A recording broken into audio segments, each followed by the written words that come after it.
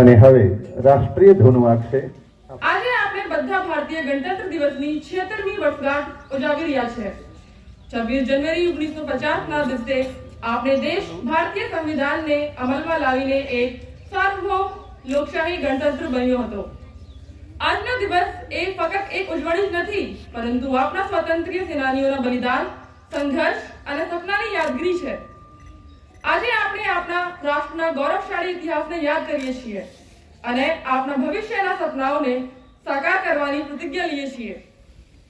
આપણા દેશના સ્વતંત્ર મળ્યા પછી આપણા મહાન નેતાઓએ એક એવું સંવિધાન બનાવવાનું નક્કી કર્યું જે આપણા દેશના લોકોને સમાનતા, સ્વતંત્રતા અને ન્યાયની ખાતરી આપે।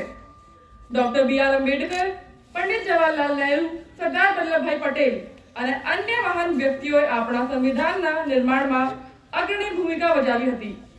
તેમના અથાગ પરિશ્રમ અને દૂરદર્શી વિચારોના કારણે જ આજે આપણે એક સ્વતંત્ર અને લોકશાહી રાષ્ટ્ર તરીકે જીવી શકીએ છીએ।